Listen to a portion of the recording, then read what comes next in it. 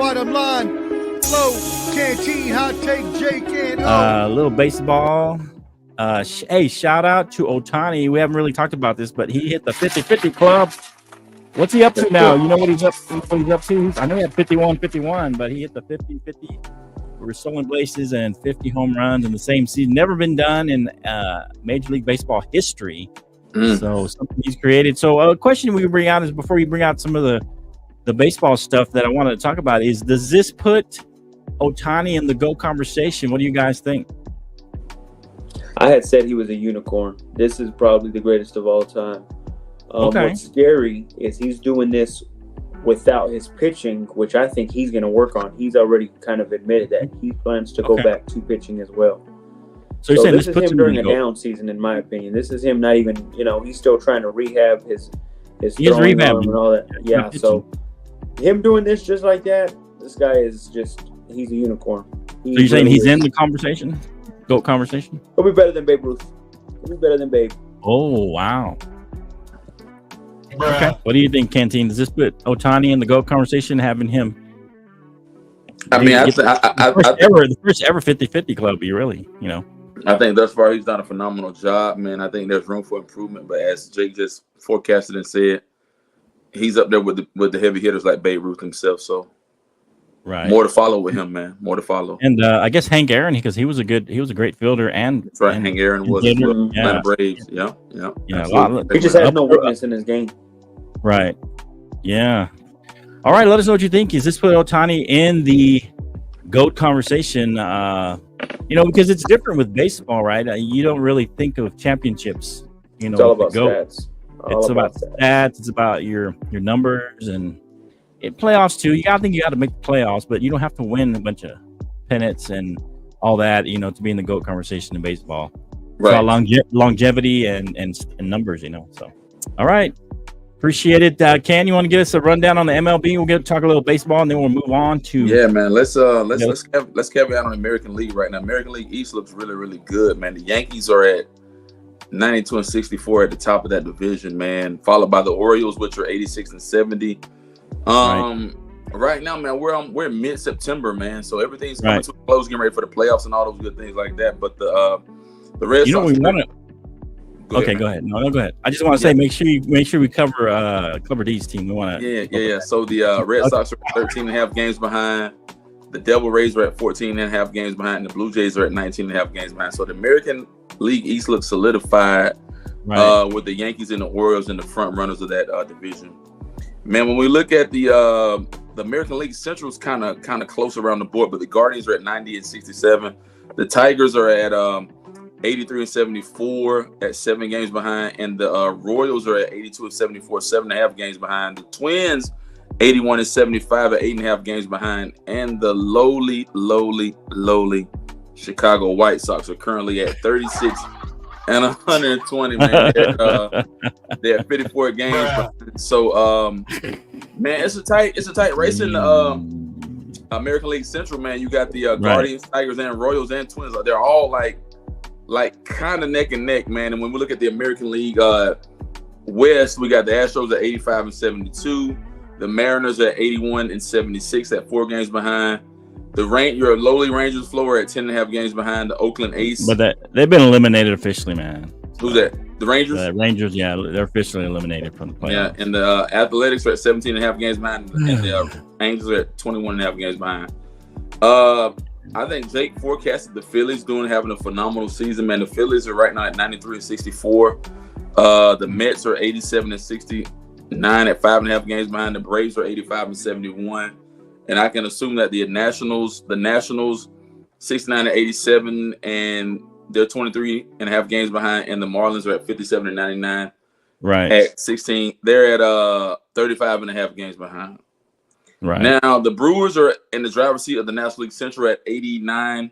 Mm-hmm. The Cubs are at 80-77 at 9.5 games behind. 79-77 on the Cardinals at 10.5 games behind. The Reds are at 13.5 games behind. And the lowly Pittsburgh Pirates are at 73-83. Now, here's where the rubber meets the road. The Dodgers 93-63. Padres 90-66, three games behind. The Diamondbacks are at 87 and 70 at 6.5 games behind.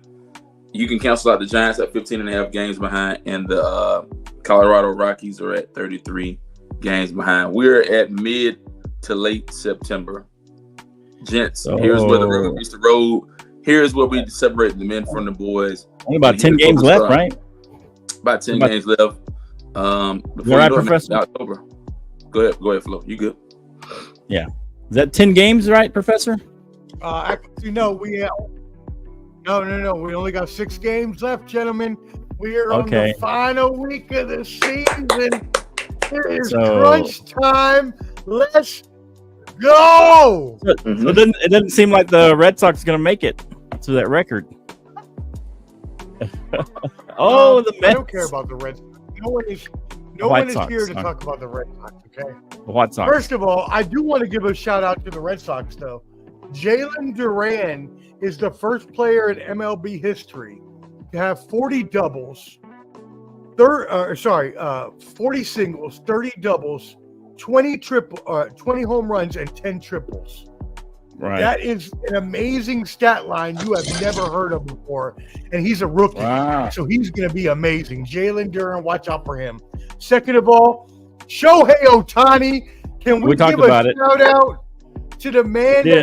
What you didn't talk about though was that he went 6 for 6 in the game that he got to 50-50. He was at 47 and 48, and he had 6 hits. 6 for 6 is hard, people. It's hard to get 1 hit in a game, much less 6.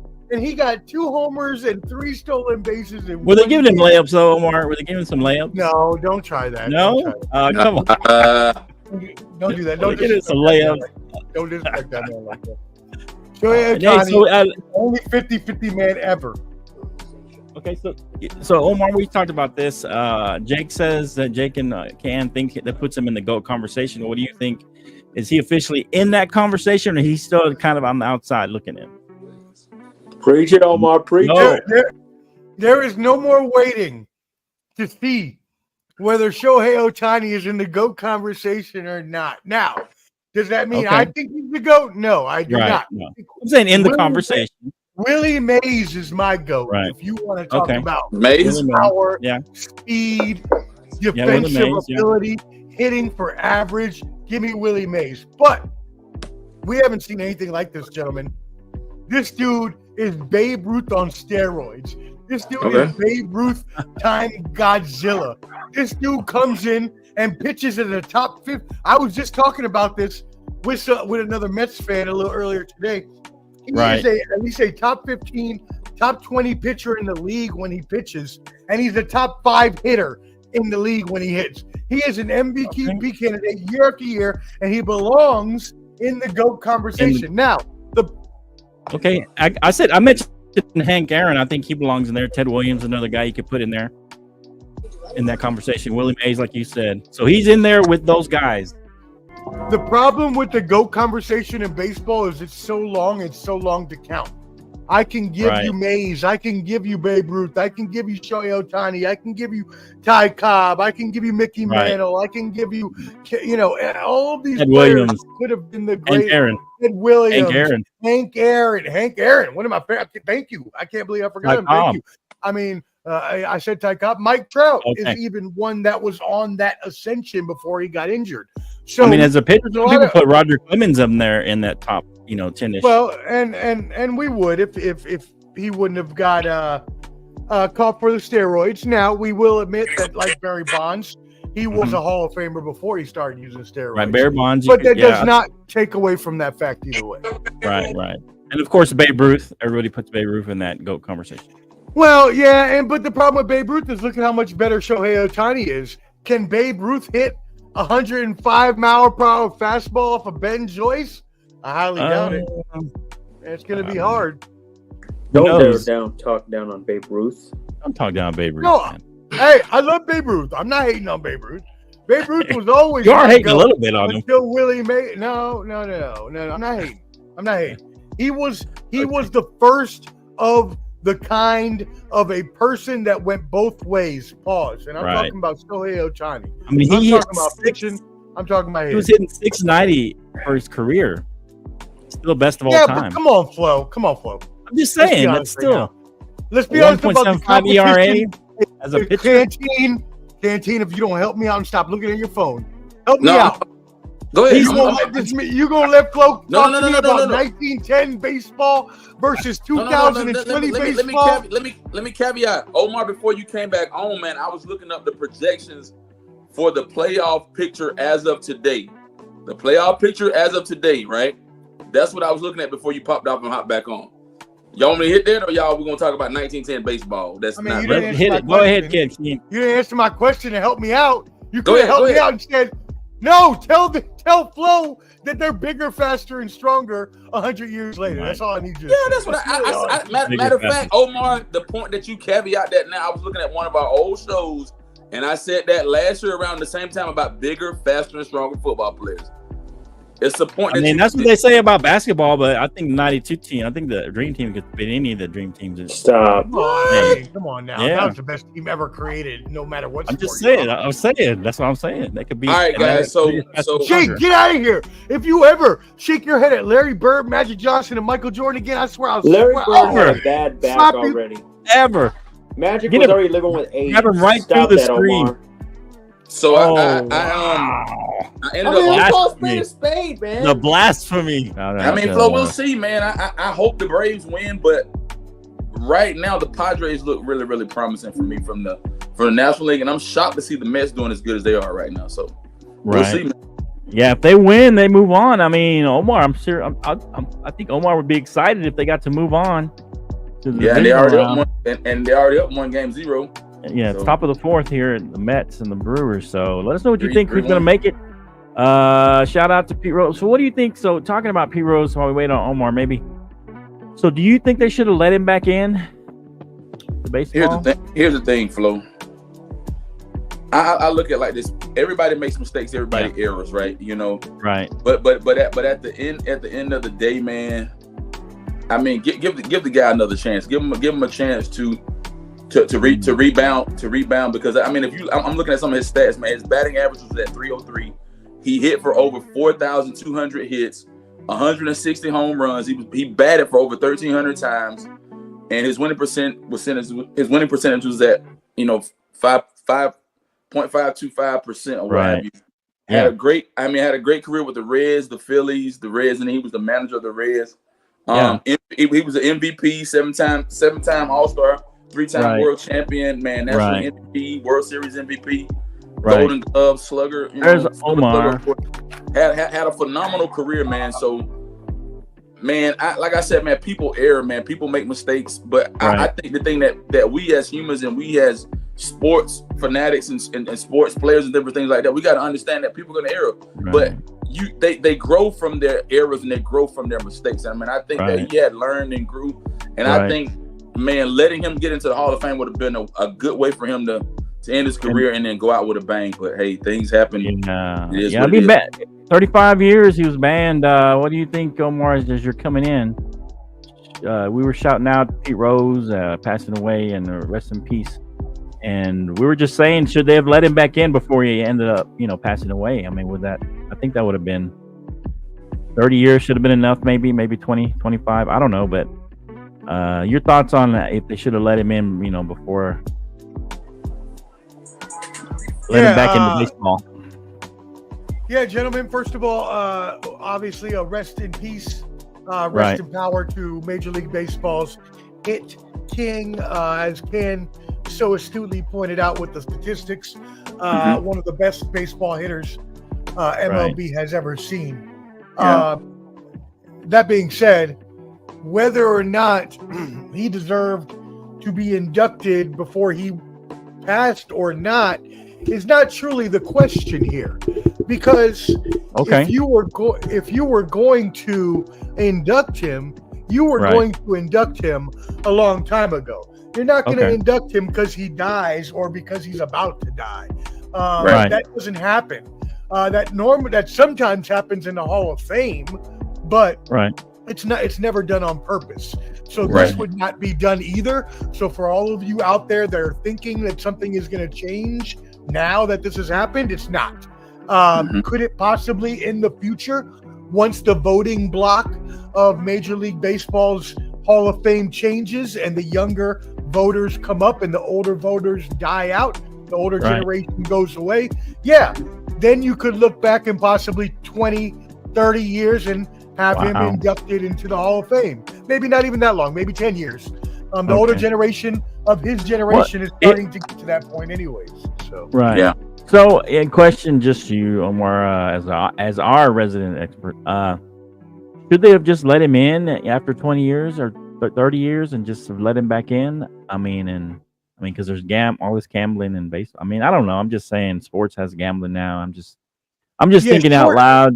Should they have done it, like sooner and just have it not come to the end of his life, or it just, after 20 years, that's enough, or 25. I mean, that seems like a long time, even though it was a lifetime ban.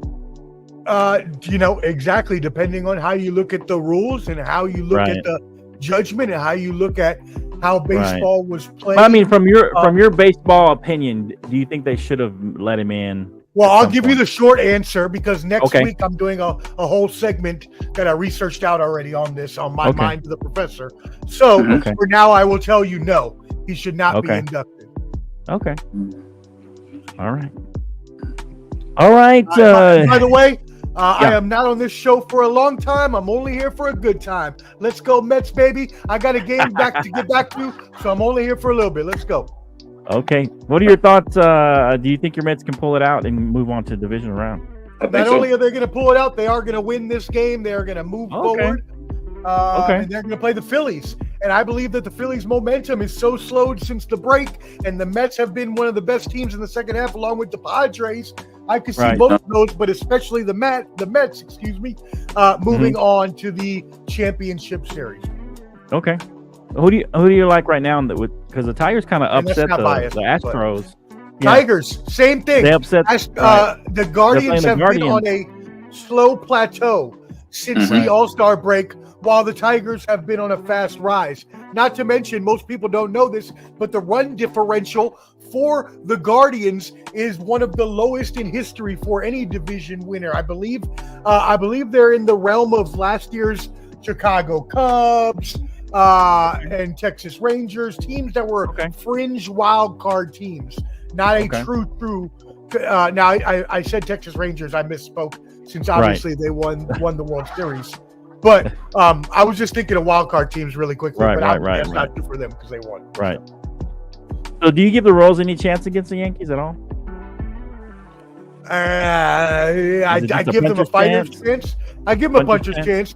They got good players. Bobby Witt Jr. is one of the best young players. And by the way, this season, let me say, I'm going to do a whole stats thing on my mind to Professor, but this is one of the ones I have that's really good, is Bobby Witt Jr. is the first player in history, and let me make sure I get this correct, more than 50 singles, more than 40 doubles, more than 30 stolen bases, more than 20 triples has ever been, more than 10 triples. Something along those lines, I don't have it in front of me, that has ever been done in Major League Baseball history. You pair that with the vet Salvador Perez, the old Husky Bear, back behind and you got a puncher's chance. But honestly, in the first round of the playoffs, we all know it comes down to who has the three best pitchers, because all you need is three pitchers to get through the first round, and the Yankees, in my eyes, have that, because Seth Lugo, who I love as a former Met, is probably their best pitcher. And if that's the case, and you're going up against Garrett Cole, Luis Gil, the rookie that's good there, and anybody else that may come along that they throw in there. Low, Canteen, Hot Take, Jake, and O.